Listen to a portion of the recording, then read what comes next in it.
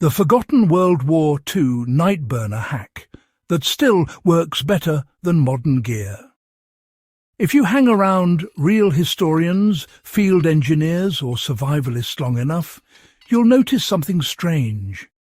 Every so often, someone mentions an old trick from World War II, so basic, so stripped down, that it feels almost like folklore. But when you test it, it hits you with that quiet kind of brilliance that only comes from people who had no choice but to make things work.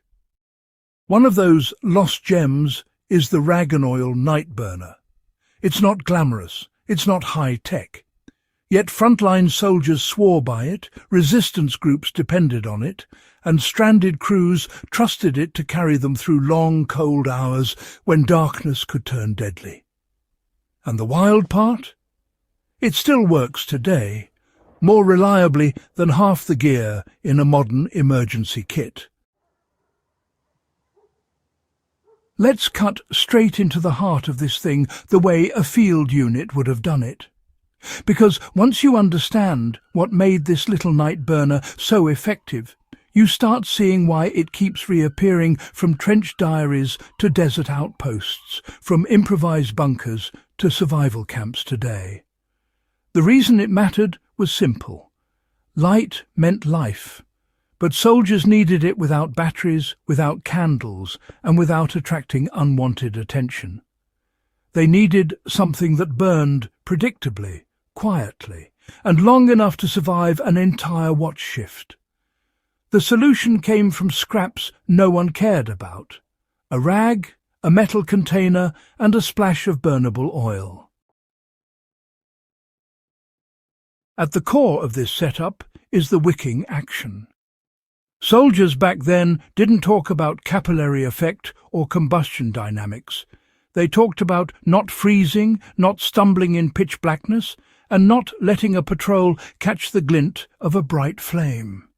But the science behind their hack gave them exactly the control they needed. Instead of lighting the fuel directly, the rag acted as a slow-feed wick, pulling oil upward in a steady climb. Cooking grease, engine oil, axle oil from abandoned vehicles, sewing machine oil scavenged from wrecked workshops. If it soaked, it burned, and it burned smoothly because the flame lived on the wick, not the pool of fuel. Now, here's the trick soldiers learned fast. The lamp didn't burn longer by adding more oil. It burned longer by limiting how much the wick drank. A wick buried deep in oil burned hot and fast, chewing through precious fuel in hours.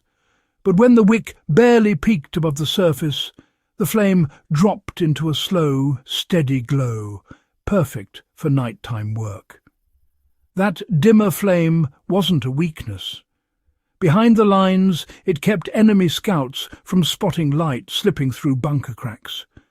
At the front, it meant soldiers on watch could count on light until sunrise.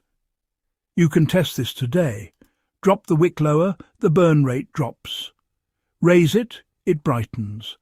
The lamp gives you a built-in dimmer switch without a single moving part. But the container. This is where the genius quietly hides. Modern survivalists always want to maximize fuel capacity, but, World War II fighters found that too much open space actually killed efficiency. Shallow tins burned fuel like a greedy stove, and wide openings made the flame unstable. The best design was tall, narrow, and metal. Cut-down artillery fuse cans, metal medicine bottles with the tops punched off, even the caps from mortar tubes.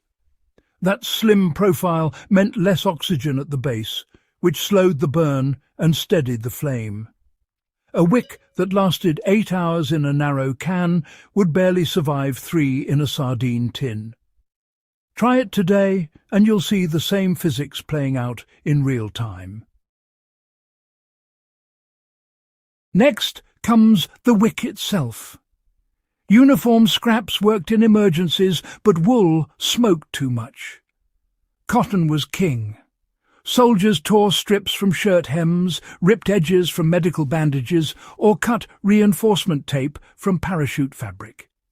A tightly woven cotton strip twisted into a cord about the thickness of a pencil gave the cleanest, longest burn.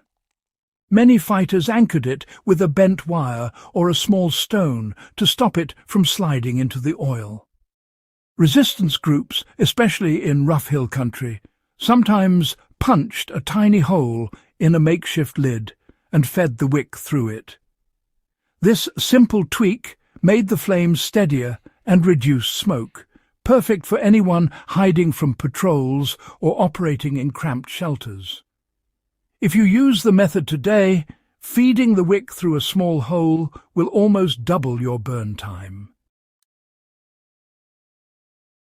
And here's why this little lamp mattered so much in World War II. Flashlights needed batteries nobody had. Candles melted and disappeared. Chemical lamps were bulky, fragile, and miserable in the cold. But every fighting unit, no matter how battered, had spare oil, scraps of cloth, and empty containers scattered everywhere. Nothing fancy, nothing delicate. Just wartime debris transformed into dependable light. In freezing zones, these night burners even doubled as microheaters. Not enough to warm a room, but enough to melt snow in a tin cup or keep frost from creeping into a dugout. Scouts from both the Soviet and Finnish sides wrote about using these burners to thaw water at 2 in the morning during deep winter patrol shifts. Now, let's talk about bringing this into real survival use today, because the brilliance isn't locked in the past. Start with a narrow metal container, a cut soda can, a steel bottle cup, or even a trimmed-down food can. Pour in 1 inch or 2 of any burnable oil. Twist a cotton strip into a tight cord and set it so only ½ an inch rises above the surface. Light it. Adjust the height. If you want it to last all night, lower the wick. If the flame flickers, raise it just slightly. You'll feel the rhythm of it fast. The lamp practically teaches you through the feedback it gives, just like it did for soldiers 70+ years ago. People still use this hack when their camping lantern breaks, when they're living off-grid, or when storms knock out the power. It's cheap, reliable and stable in a way that modern gear often isn't. But more than that, using this method connects you to the fieldcraft mindset that defined so many World War II survivors. They worked with what they had, tested their ideas in real danger, and handed down only what proved itself. Keeping skills like this alive isn't nostalgia. It's readiness. And every time you try a forgotten trick like the rag and oil night burner, you're honouring the people who created it under pressure no modern prepper can fully imagine. If you found this breakdown valuable, hit subscribe, share it with other historians and survivalists, and help keep these battle-tested skills alive for the next generation.